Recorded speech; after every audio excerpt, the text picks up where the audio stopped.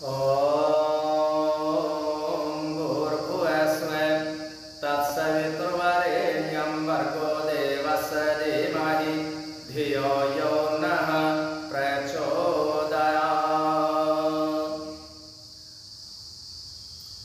सज्जनों, मैं स्वामी यशवीर महाराज YouTube channel वैदिक चेतना में आप सभी का स्वागत करता हूँ। सज्जनों, आज पूरे भारत के अंदर एक विषय पर पूरे जोर शोर के साथ में चर्चा चल रही है, धर्मांतरण कि मुसलमान हिंदुओं का धर्मांतरण कर रहे हैं, हिंदुओं को मुसलमान बना रहे हैं। लेकिन मैं इसके लिए मुसलमानों को दोषी नहीं मानता। क्यों?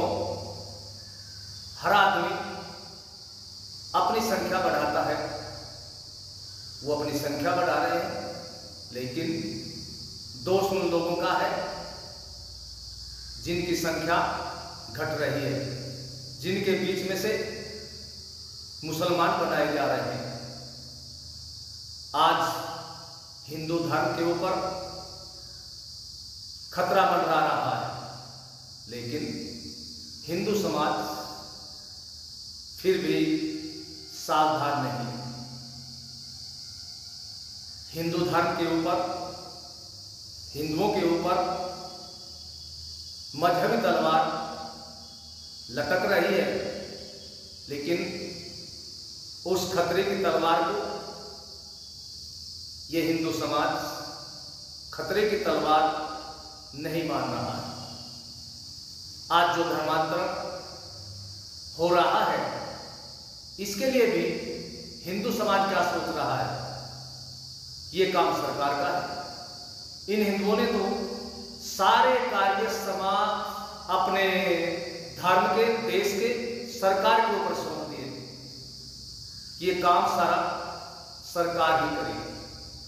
अरे कुछ काम होते हैं सरकार करने के, लेकिन सारे काम सरकार के नहीं होते, कुछ कार्य तो जनता के होते हैं। ये धर्मांतरण का जो विषय है, हिंदुओं को मुसलमान बनाया जा रहा है, इसको सरकार नहीं रोक पाएगी, इसको हिंदू समाज रोकेगा अगर रोकना चाहेगा। लेकिन हिंदू समाज इस धर्मांतरण को रोकने के लिए तैयार नहीं है। क्यों? जब इसके ऊपर कोई दूसरे मजहब की आपत्ति आती है तब तो इसको दर्द होता है, लेकिन जब दूसरे हिंदू भाइयों के ऊपर कोई अत्याचार होता है तो ये उनके ऊपर होते हुए अत्याचार को देखते हुए भी नहीं देखता। बंगाल के अंदर कितना अत्याचार हो रहा है, वहां हिंदुओं को मुसलमान बनाया जा रहा है, लेकिन इन हिंदुओं को नहीं दिखाई देता। कश्मीर की समस्याएं हैं, वो इनको नहीं दिखाई देती। और भारत के दूसरे क्षेत्रों में इसी प्रकार धर्मांतरण चल रहा है, लेकिन इस हिंदू समाज के, इन धर्म के ठेकेदारों को और हिंदुओं को ये सब कुछ दिखाई नहीं दे रहा है। इन्हें ये विचार कर लेना चाहिए, अरे जो लोग धर्मांतरण कर रहे हैं उनका अपना एक लक्ष्य है और उस लक्ष्य पर वो लगे हुए हैं। फ्रांस के अंदर यदि कोई घटना इस्लाम मजहब के खिलाफ होती है तो फ्रांस की नहीं, सड़कें जाम भारत की होती है और सड़क के जाम करने वाले मुसलमान होते हैं। ये है मजहब का जुनून, ये है अपने मजहब की उन्नति करने का मार्ग। और ये हिंदू समाज जिसका सारे संसार में धर्म था, ये हिंदू धर्म सारे संसार में आज पूरे भारत में भी नहीं है। इसका कारण प्राचीन समय से ही ये हिंदू धर्म के मानने वाले इतने संकुचित विचार के रहे कि बस ये अपने तक, अपने परिवार तक ही सीमित रहे। देश और धर्म की न इनके पूर्वजों को कभी चिंता रही और न इनको है। क्यों? क्योंकि इनके शरीर में, इनके धमनियों में रक्त तो वही दौड़ता है जो प्राचीन समय के इनके पूर्वजों का था। यदि ऐसा न होता तो जो धर्म सारे संसार में था वो सिकुड़ता कुछ ही क्षेत्र में बच गया। इसका कारण हिंदू समाज के पूर्वज और हिंदू समाज के धर्माचार्य हैं। आज भी धर्माचार्यों को देखो, अपने आश्रम में बैठे हैं, एयर कंडीशन उनके आश्रम है और मजा मार रहे हैं। साधु हैं, अरे साधु का अर्थ होता है साधना करना, तपस्या करना और समाज के निर्माण के लिए अपने जीवन को लगाना, समाज को अच्छी अच्छी शिक्षाएं देना।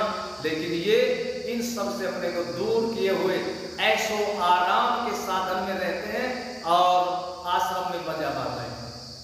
जबकि ये जितने भी मठाधीश है, धर्माचार्य है, बड़े बड़े संत हैं, इनका कर्तव्य है कि समाज में अपने जीवन को लगाए और समाज के अंदर नव जागृति फैलाए।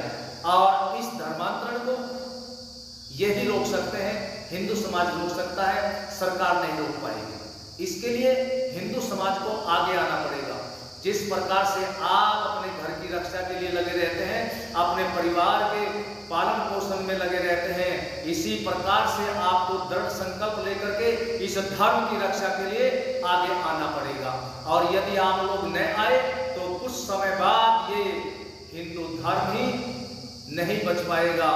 चौधरी चरण सिंह ठीक कहा करते थे। उन्होंने एक बार आगरा के अंदर कहा था कि देश की जो स्थिति चल रही है, यही स्थिति देश की चलती रही तो आज से 50 वर्ष के पश्चात इस देश के अंदर हिंदू नहीं बचेगा और 100 वर्ष के पश्चात इतिहास में से भी हिंदू शब्द समाप्त हो जाएगा।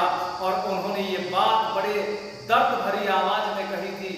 तो आज चौधरी चरण सिंह की वो विचारधारा हमें देखती हुई दिख रही है कि वो उनका कहना सत्य न हो जाए, क्योंकि आज हिंदू समाज अपने धर्म के प्रति इतना विमुख होकर के सो रहा है। जिस प्रकार से हथनी अपने बच्चे की तरफ से पीट करके सोती है, इसी प्रकार से ये हिंदू समाज अपने हिंदू धर्म से विमुख होकर के सो रहा है। और जब तक ये सोता रहेगा तब तक इस हिंदू धर्म पर आपत्ति के बादल मंडराते रहेंगे। और जब इसकी आंखें खुलेगी और ये विचार करेगा अब मैं हिंदू धर्म की रक्षा के लिए आ गया हूं, तो वो पानी सिर से ऊपर जा चुका होगा और उस समय ये करने के लिए चाहेगा लेकिन फिर भी कुछ नहीं कर पाएगा।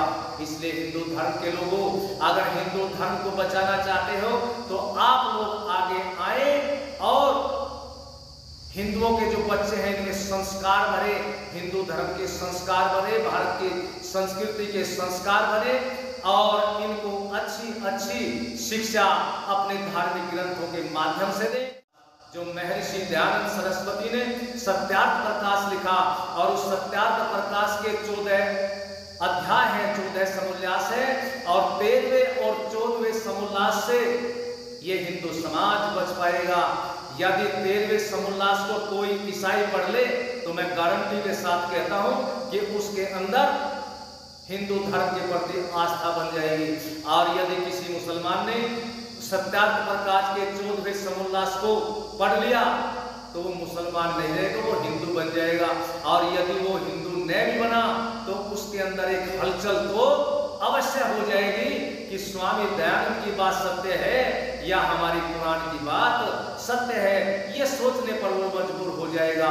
मैं तो संसार के सभी लोगों से कहता हूं कि अगर सत्य का ज्ञान लेना है आप लोगों को, क्योंकि असत्य को छोड़ना और सत्य को ग्रहण करना प्रत्येक मनुष्य का कर्तव्य है।